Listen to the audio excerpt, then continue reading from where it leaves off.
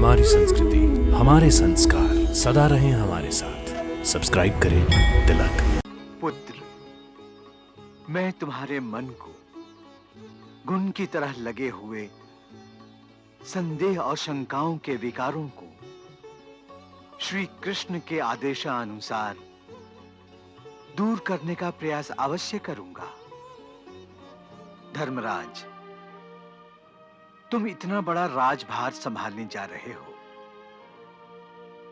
तुम्हें अपनी प्रजा के लाखों दिलों और दिमागों पर राज करना है।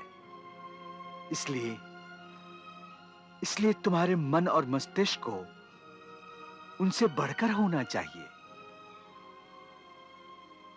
पुत्र, तुम्हारे मन में जो भी संदेह या शंका फांस बनकर चुभ रही है, तुम मुझसे कहो। मैं तुम्हारे मन को उसकी पीड़ा से छुटकारा दिलाने का प्रयास करूंगा। युद्ध की हिंसा के परिणाम ने मेरे मन को ऐसे जकड़ रखा है जैसे वो किसी अजगर की चपेट में आ गया है। सबके समझाने पर भी मेरे मन से हिंसा और अपराध का एहसास मिट नहीं रहा है पितामह, मिट नहीं रहा है।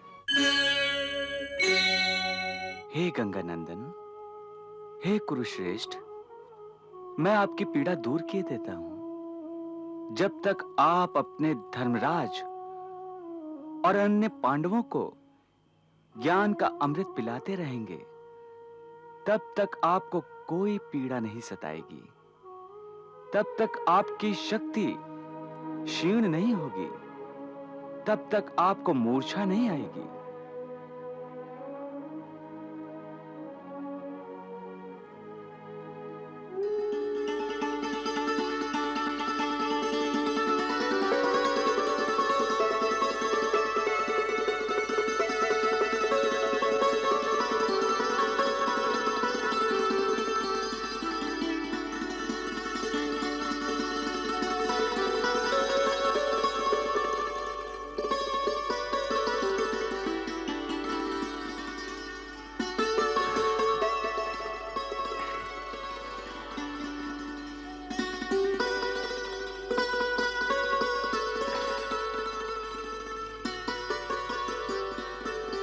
हे भक्तवत्सल, हे विश्वनाथ, तुम्हारी लीला अगाध है। तुम्हारी कृपा दृष्टि से ही सृष्टि फलती फूलती है। मेरी सारी पीड़ा नष्ट हो गई है। अब मैं अपना ज्ञान पांडवों को निरंतर दे सकता हूं। हे पितामह, जब तक ये समस्त लोक और सृष्टि रहेगी, तब तक आपका ये ज्ञान जो आप बड़े भैया को प्रदान करने जा रहे हैं, श्रद्धा से वेद वचन माना जाएगा। अब आप ही पांडवों के गुरु बन जाइए और बड़े भैया का अज्ञान नष्ट कीजिए। बैठो युधिष्ठिर। जी पितामह।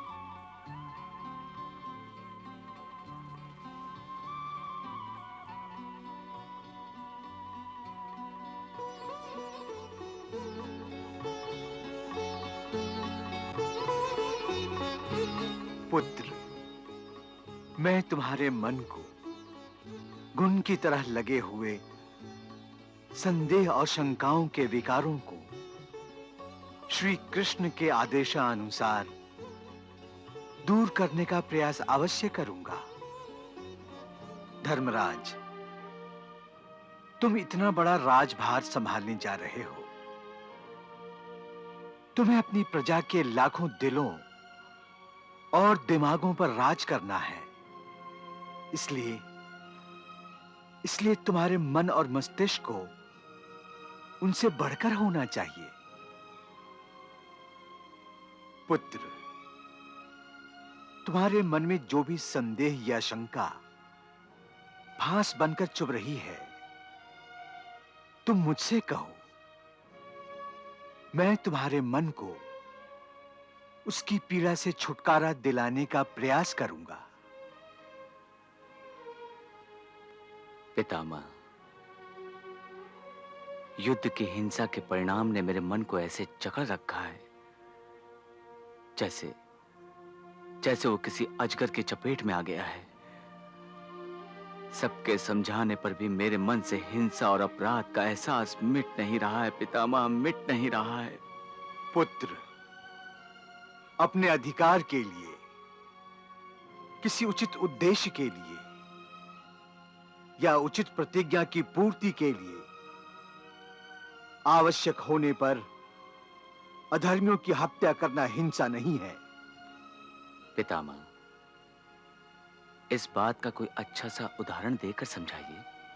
पुत्र, इस संबंध में सबसे अच्छा उदाहरण भगवान श्री कृष्ण का है, जो स्वयं तुम्हारे सामने खड़े हैं।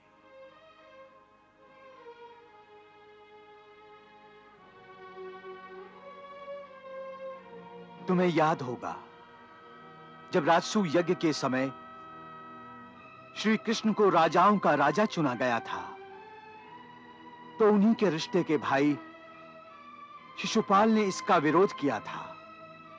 इतना ही नहीं, वो अनुचित और असभ्य रूप से गालियां देने लगा। प्रभु श्री कृष्ण ने उसके हर पाप को क्षमा कर दिया। परंतु जब शिशुपाल के 100 पाप पूरे हो गए, उसके पापों का घड़ा भर गया, तो उन्होंने ये नहीं देखा कि शिशुपाल उनका भाई है। उन्होंने उसे दंड देने के लिए अपने सुदर्शन चक्र से काम लिया और उसका वध कर दिया। तुमने मुझे विवश कर दिया शिशुपाल।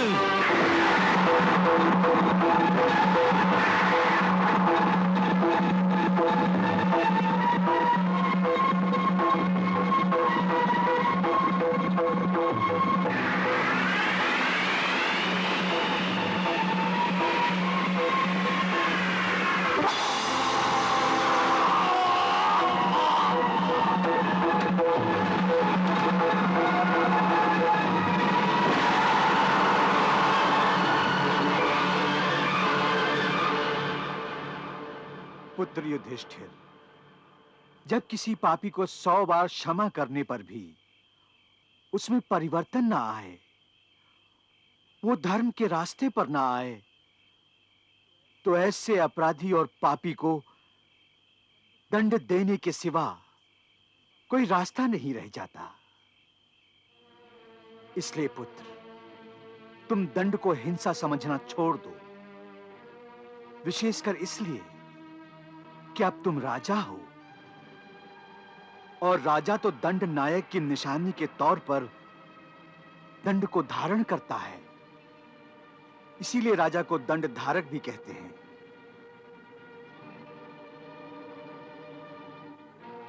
पुत्र, दंड देना राजा का धर्म है। यदि राजा भावुक होकर अपना यह धर्म नहीं निभाएगा, तो राजा के दंड का भय ही नहीं रहेगा और फिर राज्य में व्यवस्था ही नहीं रहेगी। सरकारी नौकर अपने आप को राजा समझने लगेंगे। राज्य में निराज अर्थात अराजकता फैल जाएगी। जरा सोचो, प्रजा की क्या दशा होगी जब राज्य के छोटे कर्मचारी अपने सरकारी कामों को करने के लिए भी घूस की मांग करने लगेंगे।